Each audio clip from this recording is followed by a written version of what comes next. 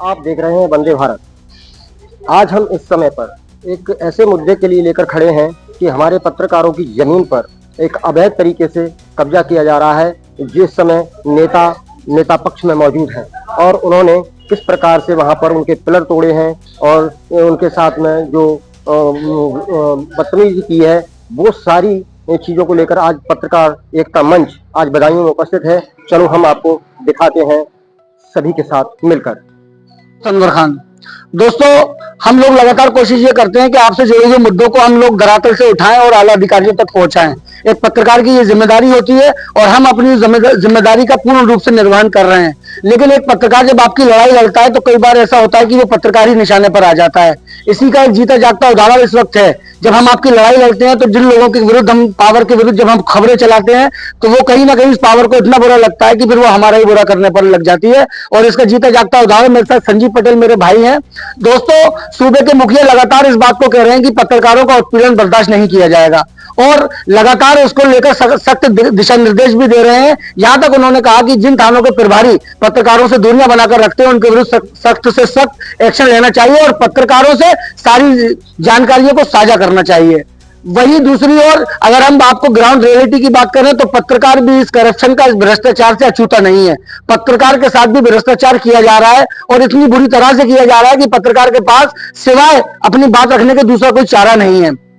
पूरा प्रकरण इस प्रकार का है कि मेरे साथी संजीव पटेल जी मेरे पत्रकार साथी हैं। राष्ट्रीय पत्रकार सुरक्षा परिषद, जिसका ये डेलीगेशन आपके सामने नजर आ रहा है, इसके जिला उपाध्यक्ष हैं। इनकी जमीन पर कुछ भूमाफियाओं द्वारा कब्जा किया जा रहा है। इसमें इन्होंने, संजीव पटेल जी ने यह भी बताया कि उसमें एक सत्तारूढ़ पार्टी के एक विधायक है, उनके करीबी लोग भी उसमें लगातार इन्वॉल्व हैं और इनकी जमीन पर कब्जा करके और जो इनके निजी पिलर थे वहां कुछ भूमाफियाओं ने जाकर उखाड़ दिए और तहसील प्रशासन भी उसमें पूरी तरह से सम्मिलित है। संजीव पटेल जी लगातार एसडीएम से बात कर रहे हैं, तहसीलदार से बात कर रहे हैं, लेकिन ना तो कोई संतोषजनक कार्यवाही की जा रही है, ना ही कोई संतोषजनक उत्तर मिल रहा है। हमारे राष्ट्रीय संरक्षक महोदय मिश्रा जी ने भी लगातार बात की। उनके वीडियो रिकॉर्डिंग भी हम आपको, ऑडियो रिकॉर्डिंग भी हम आपको सुनाएंगे। उन्होंने लगातार अधिकारियों से बात की, लेकिन किसी भी बात को गंभीरता से नहीं लिया जा रहा। आज हालात ये है कि हमारा पूरा डेलीगेशन यहाँ जिलाधिकारी महोदया से मिलने के लिए आया, बट वो भ्रमण पर है, किसी दौरे पर है। हम सिटी मजिस्ट्रेट साहब से मिले, उनसे हमने अपनी बात रखी। अब हम अपर जिलाधिकारी राजस्व से हमारी बात हुई है और हमने उनसे अपनी व्यथा बताई है। उन्होंने ये आश्वासन दिया है कि 2 या 3 दिन टीम गठित करके 2-3 दिन के अंदर ये मामला निपटाया जाएगा और हमारे साथी की जमीन को मुक्त किया जाएगा भूमाफियाओं से। संजीव पटेल जी मेरे साथ हैं, वही पूरी आपको बताएंगे पूरा क्या प्रकरण है। संजीव भाई, क्या है पूरा मामला? सदर तहसील के गांव मूसरा में मेरा गाड़ा संख्या 183 जमीन है। वहीं पर एक चकमार्ग है जिसकी गाड़ा संख्या 180 है और बराबर में एक विपक्षी है, उनका गाड़ा संख्या 178 है जी। तो मैंने 29 मई के लिए एक मुख्यमंत्री पोर्टल पर शिकायत की थी कि चकमार्ग की पैमाइश की जाए और मेरी जमीन अलग कर दी जाए और विपक्षी की अलग कर दी जाए। तो जिस पर राजस्व टीम द्वारा पैमाइश की गई और उस पर यह हुआ कि चकमार्ग अलग कर दिया गया। राजस्व टीम की ही सहमति से मेरी जमीन पर लगाए गए। अब एक सत्ताधारी विधायक है, उनके भाई लेखपाल हैं, उनके इशारे पर यहाँ से एक ऐसे ही फर्जी राजस्व टीम बना के भेज दी गई।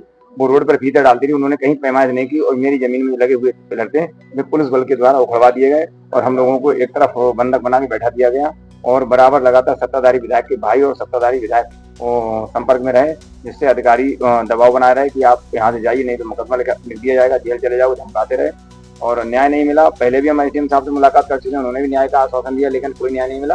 तब हम जिलाधिकारी महोदय से मिलने आए, लेकिन जिलाधिकारी महोदय कहीं भ्रमण पर हैं और जो है सिटी मजिस्ट्रेट साहब से मुलाकात की तो उन्होंने भी आश्वासन दिया है और अपर जिलाधिकारी वित्त एवं राजस्व ने भी आश्वासन दिया है कि 2 दिन में मैं इसका निस्तारण कराता हूँ, तो शायद है कि न्याय मिल जाए।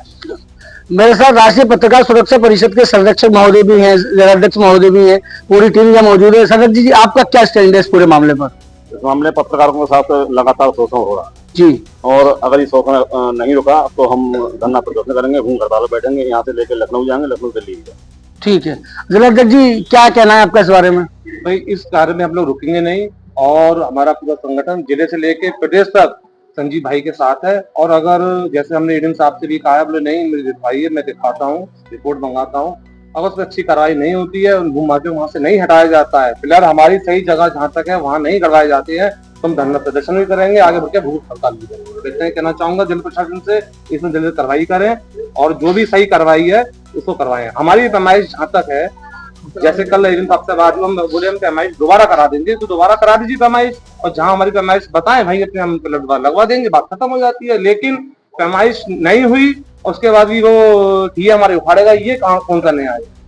तो इसी संबंध में हम लोग आज यहाँ पर आए हैं कार्रवाई के लिए, और कार्रवाई होगी निश्चित। हमें पूरा प्रशासन में भरोसा है, और अगर नहीं होता है तो हमारा संगठन जमीन से लेके आसमान तक इस पे लड़ेगा। दोस्तों, ये हमारा राष्ट्रीय पत्रकार सुरक्षा परिषद का मैं एक महासचिव हूँ। महासचिव के तौर पर मैं अपना स्टेटमेंट ये दे रहा हूँ कि जितने भी पत्रकार संगठन हैं, हम सब परिवार हैं। हम भले अलग अलग संगठन हो सकते हैं, हमारे दरवाजे हमारे घर अलग अलग हो सकते हैं, लेकिन हम सब परिवार हैं। जितने भी पत्रकार इस वीडियो को देखें, मेरा आप लोगों से भी ये निवेदन है कि लड़ाई हम सब पत्रकारों की है। सभी संगठनों को एक प्लेटफॉर्म पे आना चाहिए, पत्रकारों की सुरक्षा हेतु, और पत्रकारों को जो प्रताड़ित किया जा रहा है उसके लिए एकत्रित होना चाहिए। ये लड़ाई छोटी नहीं है, और अभी ये इकलौती लड़ाई नहीं है। ऐसे बहुत सारे उत्पीड़न पत्रकारों के साथ किए जा रहे हैं, हमें और उत्पीड़न का जवाब देना है। बहुत बहुत धन्यवाद।